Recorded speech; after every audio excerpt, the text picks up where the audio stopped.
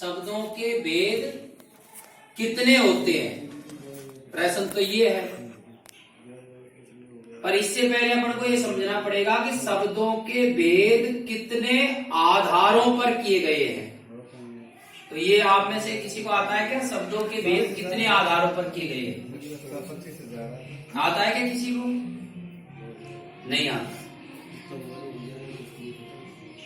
व्याकरण में व्याकरण की 4 इकाइयां, ये तो आपको ध्यान नहीं है। पहली जो इकाई है व्याकरण की वो क्या है? वर्ण। और दूसरी इकाई क्या है? शब्द। और तीसरी इकाई है वाक्य। और चौथी इकाई है रचना।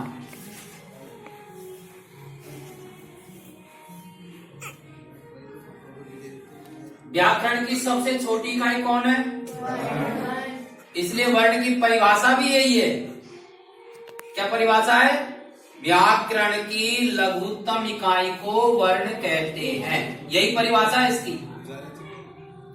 आप में से कुछ भैया बहनों ने किताबों की परिभाषा रट रखी होगी।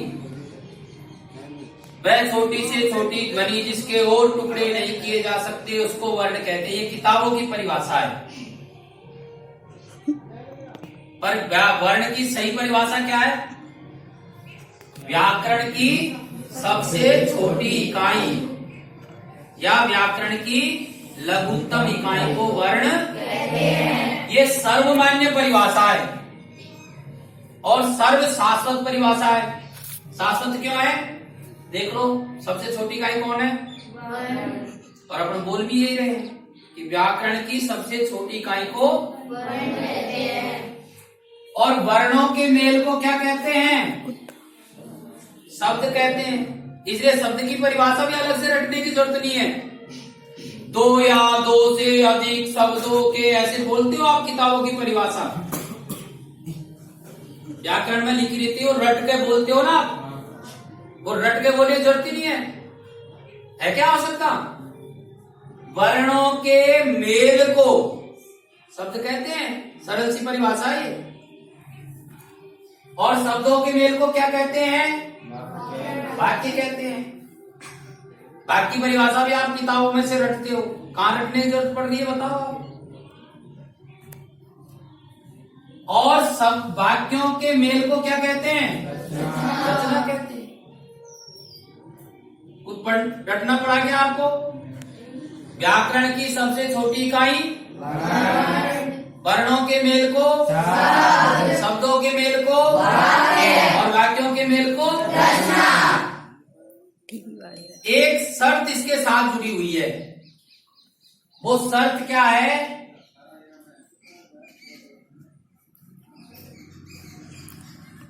शर्त क्या है? ये जो भी मेल होगा वो कैसा होगा? सार्थक होगा। तो इधर मेल लिख लो। वर्णों के सार्थक मेल को शब्द कहते हैं। शब्दों के सार्थक मेल को वाक्य कहते हैं। और वाक्यों के सार्थक मेल को रचना कहते हैं। और कोई सरल परिभाषा चाहिए क्या? अब वो 2 ही चीज रटनी है, सार्थक और मेल।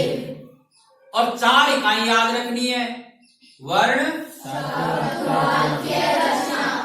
व्याकरण में 4 ही चीज पढ़ते हैं हम। वर्ण पढ़ते हैं, शब्द पढ़ते हैं, वाक्य पढ़ते हैं और रचना पढ़ते हैं।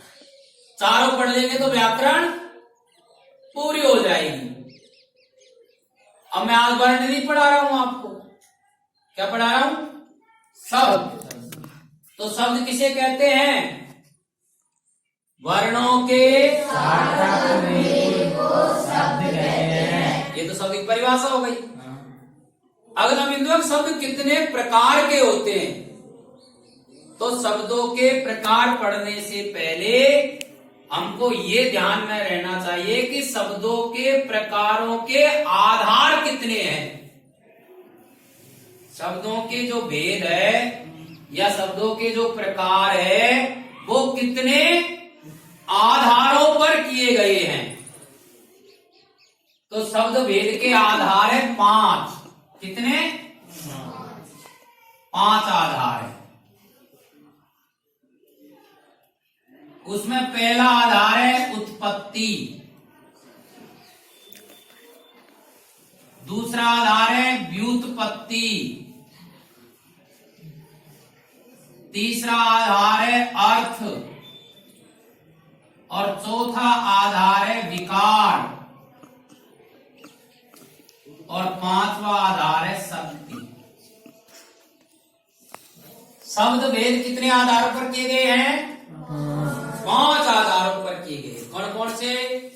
उत्पत्ति, व्युत्पत्ति, अर्थ, विकार, शक्ति। उत्पत्ति के आधार पर, व्युत्पत्ति के आधार पर, अर्थ के आधार पर, विकार के आधार पर और शक्ति के आधार पर।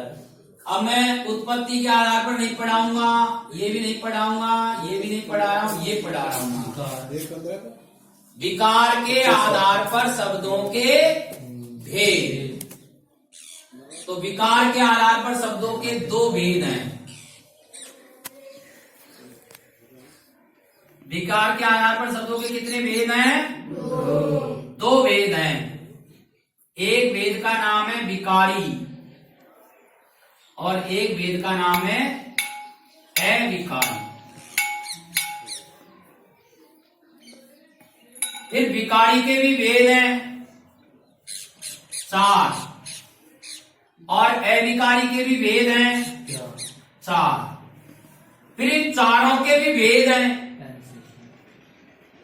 तो ये सारा पढ़ लेंगे तो एक तरह से आधा व्याकरण हम पढ़ लेंगे। तो विकारी जो शब्द है उसके 4 भेद कौन कौन से हैं? संज्ञा, सर्वनाम, विशेषण, क्रिया। और अविकारी के 4 भेद है क्रिया, विशेषण,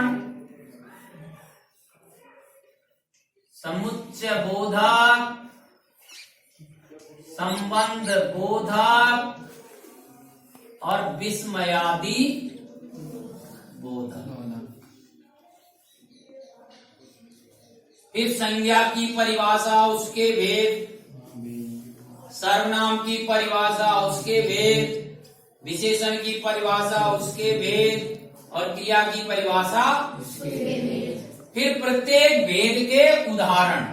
क्या उदाहरण? ये महत्वपूर्ण है। परिभाषा बताना सरल है, भेद बताना भी सरल है। खास बात यह है कि हमको उदाहरण आने चाहिए, क्योंकि हम पहचान कब कर पाएंगे? जब हमारे पास में उदाहरण होगा। तो मैंने आज का जो बिंदु आपको पढ़ाया उसका नाम क्या है? शब्द भेद। शब्द भेद के आधार कितने हैं? 5 में से आज कौन सा पढ़ा हमने? विकार। विकार के आधार पर शब्द भेद कितने? 2। कौन कौन से? विकारी शब्द कितने होते हैं? 4। कौन कौन से होते हैं? संज्ञा, सर्वनाम, विशेषण, क्रिया। और अविकारी कितने होते हैं? 4 ही होते हैं। कौन कौन से? क्रिया, विशेषण, बोधक, संबंध, विस्मयादि। अब हमको पढ़ना क्या है?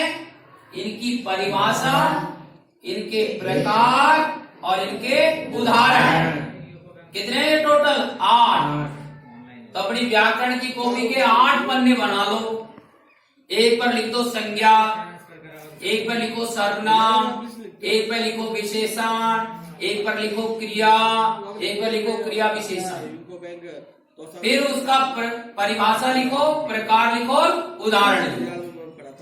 परिभाषा, प्रकार, उदाहरण, परिभाषा, प्रकार, उदाहरण, परिभाषा, प्रकार, उदाहरण। 8 पन्नों में आपका काम हो जाएगा। कर लेंगे क्या? कर लेंगे? बताओ संज्ञा की परिभाषा बताओ, आप बताओ। हाँ, किसी व्यक्ति, वस्तु, स्थान, जगह के नाम। बहुत बढ़िया, विराजिए। किसी व्यक्ति, वस्तु, स्थान आदि के नाम को संज्ञा। फिर संज्ञा के भेद कौन कौन सी होती है संज्ञाएं? व्यक्तिवाचक संज्ञा, जातिवाचक संज्ञा। फिर व्यक्तिवाचक संज्ञा के उदाहरण, तो उदाहरण बताओ। राम, श्याम, ऐसे मोहन। फिर जातिवाचक के उदाहरण, फिर भाववाचक के। अब भाववाचक संज्ञा का एक उदाहरण बताओ आप बताओ। ये भैया भाववाचक संज्ञा का एक उदाहरण है लंबाई, बहुत अच्छा बताया है। और बहुत बढ़िया, बैठिए। अच्छा बताया भैया ने। लंबाई, मोटाई, चढ़ाई, लिखाई, पढ़ाई, कड़वाहट, घबराहट, धड़धड़ाहट, फड़फड़ाहट, बीमारी, चोरी, मिठाई, ये सब क्या है? भाववाचक संज्ञा के। किससे बनती है भाववाचक संज्ञा? व्यक्तिवाचक संज्ञा से भाववाचक संज्ञा बनती है, जातिवाचक संज्ञा से भाववाचक संज्ञा बनती है, क्रिया से भाववाचक संज्ञा बनती है, विशेषण से भाववाचक संज्ञा बनती है। भाववाचक संज्ञा खुद शब्द नहीं होता, ये किसी न किसी से बनती है। किससे बनती है? व्यक्तिवाचक से, जातिवाचक से, और क्रिया से, और विशेषण से, इनसे बनती है। क्रिया से कैसे बनती है? जैसे लिखना क्रिया है ना, भाववाचक संज्ञा बनेगी लिखावट। मीठा विशेषण है, मिठाई भाववाचक संज्ञा, ठीक है ना। चोर जातिवाचक संज्ञा है, चोर। चोरी भाववाचक संज्ञा है। मनुष्य जातिवाचक संज्ञा है। मनुष्यत्व भाववाचक संज्ञा है। तो भाववाचक संज्ञा खुद नहीं होता, ये किसी न किसी से। इसकी एक खास पहचान और है भाववाचक की, क्या है? ये दिखती नहीं है, महसूस होती है। जातिवाचक और व्यक्तिवाचक संज्ञा दिखाई देती है आंखों से, पर भाववाचक संज्ञा दिखती नहीं है। ये क्या होती है? महसूस। जैसे सुगंधित, अब महसूस होती है सुगंध, क्या दिखाई देती है? हैं? फूल तो दिखाई देता है, पर फूल की सुगंध दिखाई नहीं देती। चोर दिखाई देता है, पर चोरी दिखाई नहीं देती।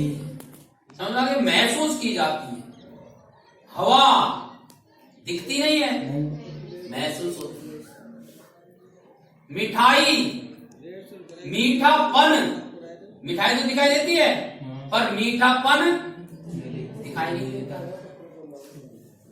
समझ में आ गया क्या? तो ऐसे हमको समझ करके उसके उदाहरण याद करने पड़ेंगे, इकट्ठे करने पड़ेंगे। तो व्यक्तिवाचक संज्ञा के उदाहरण इकट्ठे करो 1000, जातिवाचक संज्ञा के उदाहरण इकट्ठे करो, ऐसे भाववाचक संज्ञा के उदाहरण इकट्ठे करो। ऐसे 3000 उदाहरण इकट्ठे हो जाएंगे ना हमारे पास, तो 3000 शब्द हो जाएंगे एक तरह से।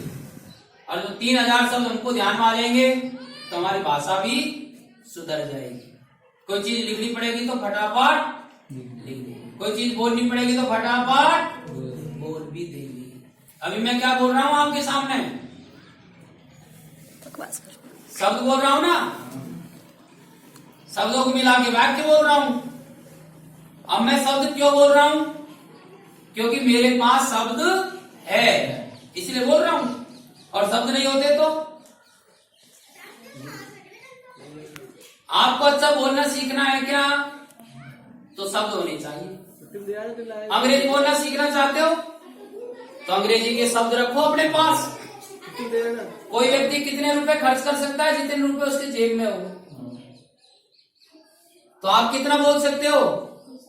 जितने शब्द आपकी जेब में होंगे उतने शब्द तो बोलोगे, और कम होंगे तो कम। इसलिए जोर किस पर देना है? शब्दों पर। अंग्रेजी के, संस्कृत के, हिंदी के, अन्य भाषा जितनी भी है, सबके क्या होने चाहिए हमारे पास में? शब्द होने चाहिए। और शब्द कब होंगे? जब हम शब्दों को पढ़ेंगे, काम में लेंगे। तो ऐसे विशेषण के 1000 उदाहरण ले लो, क्रिया विशेषण के 1000 उदाहरण इकट्ठे करो इकट्ठे, कॉपियों में लिखो उनको, और फिर रोज पढ़ो। रोज पढ़ेंगे, याद हो जाएंगे। कर लेंगे कि ये काम? करिए। धन्यवाद। भारत माता की जय।